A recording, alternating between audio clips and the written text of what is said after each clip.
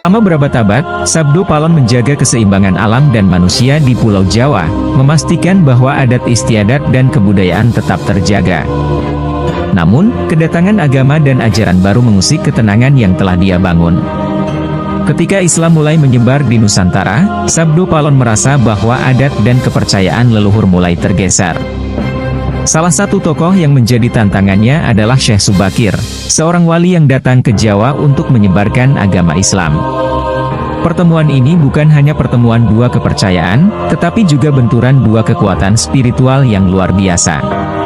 Sabdo Palon merasa terancam karena misi Syekh Subakir dapat mengubah wajah Jawa selamanya.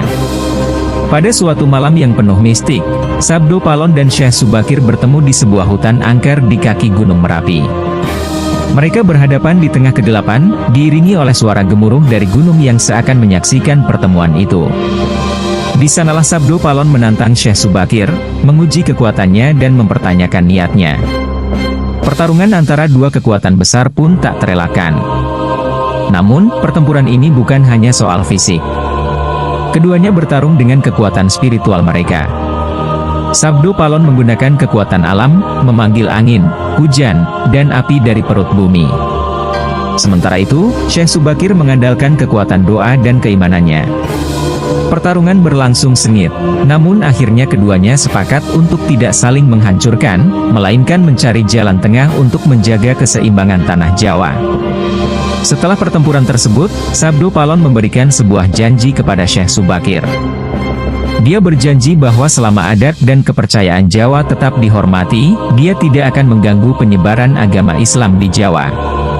Namun, dia juga memberikan peringatan keras bahwa jika pada suatu masa nanti, budaya Jawa mulai terkikis dan dilupakan, maka dia akan kembali dengan kekuatan penuh dan menimbulkan bencana besar. Janji ini diikat dengan sumpah yang diucapkan di puncak Gunung Merapi. Syekh Subakir pun menyetujui perjanjian ini, karena dia menyadari bahwa tidak mungkin menghancurkan sepenuhnya kekuatan spiritual Jawa yang telah mengakar sejak lama. Keduanya sepakat untuk menjaga keseimbangan, dan sejak saat itu, Sabdo Palon kembali ke dunia gaib, namun tetap mengawasi setiap perubahan yang terjadi di tanah Jawa. Meskipun Sabdo Palon tidak lagi muncul secara fisik, legenda tentangnya terus hidup di kalangan masyarakat Jawa. Banyak yang percaya bahwa dia masih ada, menjaga tanah dan budaya leluhur. Mereka yang percaya akan kekuatan Sabdo Palon sering melakukan ritual dan upacara adat untuk menghormatinya dan memohon perlindungan dari segala bencana. Pada tahun 2024, janji Sabdo Palon kembali menjadi pembicaraan. Banyak yang percaya bahwa jika keseimbangan tidak dijaga, bencana besar akan melanda Indonesia. Sejumlah pertanda mulai muncul, dari gempa bumi hingga letusan gunung berapi, seolah-olah alam sedang mengingatkan manusia tentang janji yang pernah diucapkan ratusan tahun yang lalu. Seiring waktu, pemerintah Indonesia mulai merencanakan perpindahan ibu kota dari Jakarta ke Kalimantan. Banyak alasan yang mendasari keputusan ini, mulai dari kemacetan yang semakin parah di Jakarta, banjir yang semakin sering, hingga permasalahan lingkungan. Namun, di balik keputusan ini, ada sebuah alasan mistis yang jarang dibicarakan. Sebagian orang percaya bahwa perpindahan ibu kota ini merupakan upaya untuk menghindari janji Sabdo Palon. Mereka meyakini bahwa Sabdo Palon telah memberikan peringatan tentang potensi bencana di Jawa jika budaya dan keseimbangan tidak dijaga. Dengan memindahkan ibu kota, pemerintah berusaha menghindari pusat kekuasaan dari wilayah yang dianggap memiliki beban spiritual besar. Kalimantan dipilih karena dianggap sebagai tempat yang lebih netral secara spiritual. Di sana, kekuatan mistis tidak sekuat di Jawa, dan ini memberikan harapan bahwa perpindahan ibu kota dapat meredam potensi bencana yang diprediksi. Meskipun demikian, banyak yang tetap merasa was-was, mengingat janji Sabdo Palon masih terikat dengan tanah Jawa. Perdebatan tentang perpindahan ibu kota ini terus berlangsung. Di satu sisi, ada yang mendukung karena alasan praktis dan ekonomi. Namun, di sisi lain, ada yang percaya bahwa perpindahan ini adalah cara untuk melarikan diri dari janji yang telah diucapkan oleh Sabdo Palon. Misteri ini semakin memperkuat kepercayaan bahwa tanah Jawa memang memiliki kekuatan spiritual yang tak bisa diabaikan. Pada tahun-tahun menjelang 2024, berbagai pertanda alam mulai muncul di seluruh Indonesia, terutama di Jawa. Gempa bumi yang lebih sering terjadi, gunung berapi yang kembali aktif, hingga banjir yang tak kunjung reda di Jakarta, membuat banyak orang khawatir. Mereka mulai mengaitkan semua ini dengan janji Sabdo Palon dan potensi bencana besar yang mungkin akan terjadi. Di beberapa daerah, masyarakat kembali menghidupkan upacara-upacara adat untuk memohon perlindungan kepada leluhur dan kekuatan alam. Mereka percaya bahwa dengan menghormati adat istiadat dan menjaga keseimbangan, bencana bisa dihindari. Namun, tidak semua orang berpikir demikian. Ada juga yang menganggap bahwa semua ini hanyalah kebetulan dan tidak ada hubungannya dengan janji Sabdo Palon. Meskipun demikian, ketakutan akan bencana besar tetap ada di benak banyak orang. Pemerintah pun mulai mengambil langkah-langkah antisipasi, seperti memperkuat infrastruktur dan menyiapkan evakuasi jika terjadi bencana. Namun, bagi mereka yang percaya pada legenda Sabdo Palon, langkah-langkah ini tidak cukup. Mereka merasa bahwa hanya dengan menghormati janji leluhur, bencana bisa dihindari. Di tengah kekhawatiran ini, Sabdo Palon tetap tak terlihat. Namun, banyak yang merasakan kehadirannya di sekitar mereka. Beberapa orang mengaku melihat sosoknya dalam mimpi, memberikan peringatan tentang apa yang akan terjadi jika keseimbangan tidak dijaga. Misteri tentang Sabdo Palon dan janji di tahun 2024 semakin menambah kecemasan di tengah masyarakat. Di suatu malam yang penuh misteri, seorang sesepuh dari desa di lereng Gunung Merapi mengalami mimpi aneh. Dalam mimpinya, dia bertemu dengan Sabdo Palon yang tampak marah dan khawatir. Sabdo Palon memperingatkan bahwa jika masyarakat Jawa semakin melupakan adat dan leluhur, bencana besar tak akan terhindarkan. Sesepuh itu merasa ketakutan sekaligus bingung, dan ketika dia terbangun, dia tahu bahwa ini bukan sekadar mimpi biasa.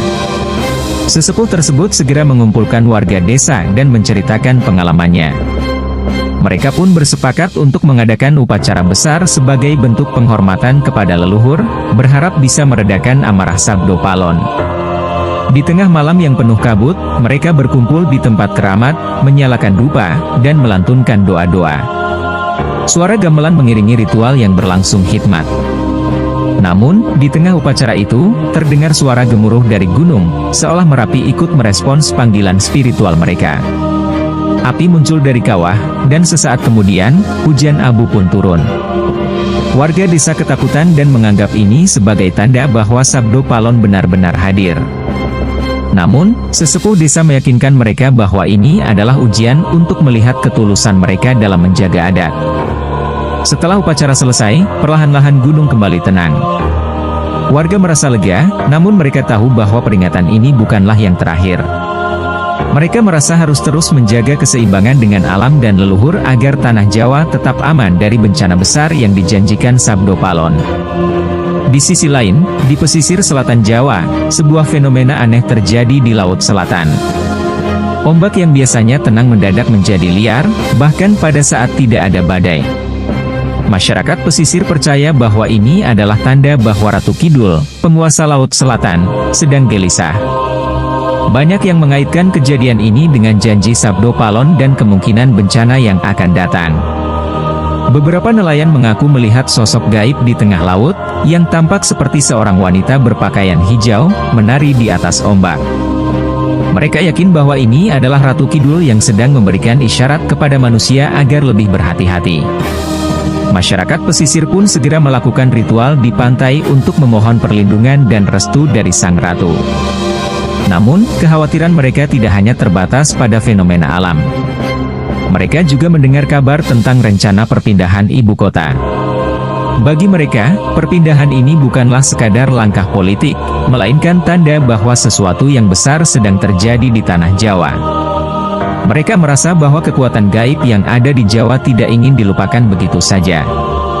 Masyarakat pesisir, seperti halnya masyarakat di pedalaman, merasa bahwa mereka harus kembali memperkuat hubungan dengan alam dan leluhur. Mereka percaya bahwa hanya dengan menjaga adat dan tradisi, mereka bisa terhindar dari murka alam dan bencana besar yang dijanjikan oleh Sabdo Palon. Di tengah kekhawatiran yang melanda seluruh Jawa, muncul seorang pemimpin spiritual yang dianggap memiliki koneksi dengan dunia gaib. Dia dikenal sebagai Ki Suryo Lelono, seorang dukun sakti yang dianggap mampu berkomunikasi dengan leluhur dan roh-roh penjaga tanah Jawa. Banyak orang dari berbagai pelosok Jawa datang menemuinya untuk mencari petunjuk tentang apa yang harus dilakukan menghadapi tahun 2024. Ki Suryo Lelono pun mengadakan sebuah ritual besar di puncak Gunung Lawu, sebuah tempat yang diyakini sebagai salah satu pusat spiritual di Jawa. Dalam ritual tersebut, dia memanggil roh-roh leluhur untuk memberikan petunjuk tentang masa depan. Selama berjam-jam, dia bermeditasi dan berbicara dengan dunia gaib, hingga akhirnya dia mendapatkan visi yang mengejutkan. Dalam visinya, Ki Suryo Lelono melihat bahwa perpindahan ibu kota ke Kalimantan adalah bagian dari rencana besar untuk menjaga keseimbangan alam dan spiritual di Nusantara. Namun, dia juga melihat bahwa jika adat Jawa semakin ditinggalkan, bencana besar tetap akan terjadi, baik di Jawa maupun di tempat-tempat lain di Indonesia. Dia memperingatkan bahwa perpindahan ibu kota tidak sepenuhnya bisa menghindari janji Sabdo Palon. Ki Suryo Lelono pun menyampaikan pesannya kepada para pengikutnya dan masyarakat luas. Dia menegaskan bahwa kunci untuk menghindari bencana adalah dengan menjaga keseimbangan antara adat, spiritualitas, dan perkembangan modern. Masyarakat harus tetap menghormati leluhur dan tradisi, sekaligus menyesuaikan diri dengan perubahan zaman. Di tengah kecemasan dan ritual yang dilakukan oleh berbagai kelompok masyarakat, muncul tanda-tanda aneh di langit Jawa. Pada suatu malam, bulan purnama yang biasanya bersinar terang tiba-tiba tertutup oleh bayangan gelap yang tidak diketahui asalnya. Bayangan itu bergerak perlahan, membentuk sosok yang menyerupai wajah manusia. Banyak yang menganggap ini sebagai tanda bahwa sesuatu yang besar akan terjadi. Di beberapa tempat, masyarakat melakukan pengamatan terhadap fenomena ini dan mengaitkannya dengan legenda Sabdo Palon. Mereka percaya bahwa bayangan di bulan itu adalah pertanda bahwa sang penjaga tanah Jawa sedang memperhatikan. Bahkan, beberapa orang mengaku mendengar suara-suara aneh di malam hari, seperti bisikan dari alam gaib. Para tetua adat dan dukun pun semakin sibuk melakukan ritual dan upacara untuk menenangkan arwah-arwah leluhur. Mereka merasa bahwa peringatan ini semakin jelas, dan jika tidak direspon dengan baik, bencana besar bisa segera datang. Masyarakat mulai berbondong-bondong mengikuti upacara adat, berusaha memperbaiki hubungan mereka dengan alam dan leluhur. Namun, di balik semua ini, ada juga yang merasa skeptis. Mereka menganggap bahwa semua ini hanyalah kebetulan dan tidak ada kaitannya dengan janji Sabdo Palon. Meski demikian, ketegangan di tengah masyarakat semakin terasa. Apakah tanda-tanda ini benar-benar merupakan peringatan dari Sabdo Palon, atau hanya fenomena alam biasa yang diinterpretasikan secara mistis? Keputusan pemerintah untuk memindahkan ibu kota dari Jakarta ke Kalimantan semakin mendekati kenyataan. Proyek besar ini mendapat perhatian luas, baik di dalam negeri maupun internasional.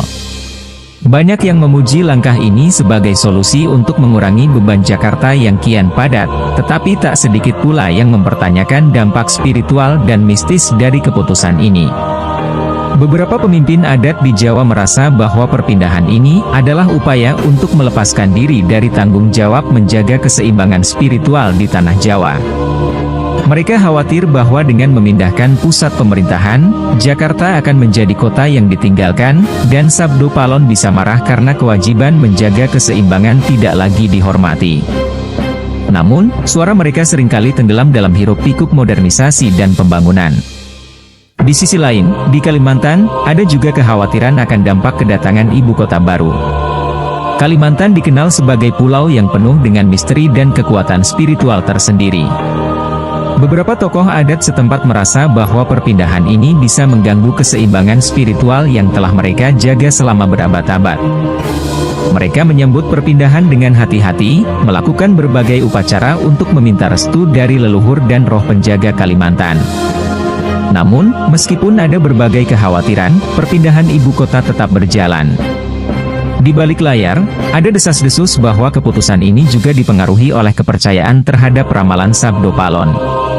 Sebuah langkah untuk menghindari bencana besar yang telah diramalkan, dengan harapan bahwa menjauh dari tanah Jawa bisa membawa keselamatan bagi bangsa ini.